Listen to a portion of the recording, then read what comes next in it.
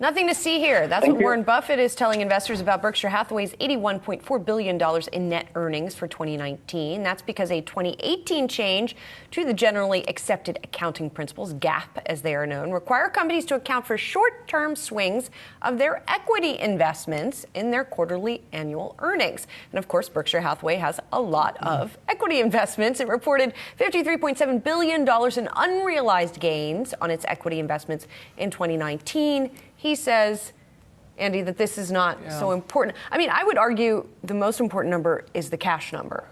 Right. Because if he's not doing anything with that, it's not doing anything for shareholders, right? And he's not doing enough, say some shareholders. I mean, he did about $2 billion of buybacks. I think it was on a $128 billion basis. Yeah. So, that's de minimis.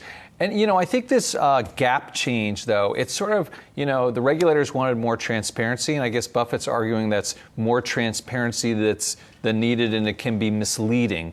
And so, I sort of see both points. That you can get all excited by something that is, again, this is a theme with Buffett, has a more of a short-term orientation than a long-term orientation. Okay, so we all pay attention to Warren Buffett, and I apologize for bringing politics into this, but I got to ask you. He said this morning on CNBC, he would be comfortable voting for Mike Bloomberg to become the next president. He does not want to vote for Bernie Sanders.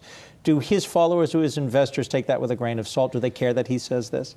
Yeah, sure, but I don't think those two comments would surprise anyone in the least. I mean, I think that, and he also said, by the way, that unequivocally, he would not buy Mike Bloomberg's business if it was for sale, if Mike became president.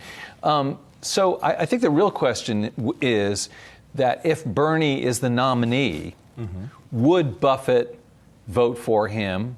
I don't think he was going to vote for Trump. Would he so you always have three choices. A, B, or stay home. So would he vote for Bernie or stay home? And I guess that extends to his posse as well. What I found more surprising than him saying he would vote for Bloomberg is that he agrees with Bernie Sanders on some points. That surprised me. Yeah, well, I think a lot of Democrats would say that. I mean, I think Democrats and maybe even Republicans alike would suggest that what Bernie Sanders says about working people not getting a fair shot in this country resonates with a lot of people.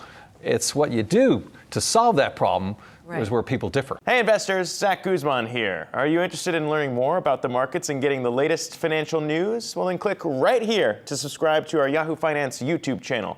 Get the latest up-to-the-minute market analysis, big interviews in the world of finance, and information on how to manage your money every day wherever you are.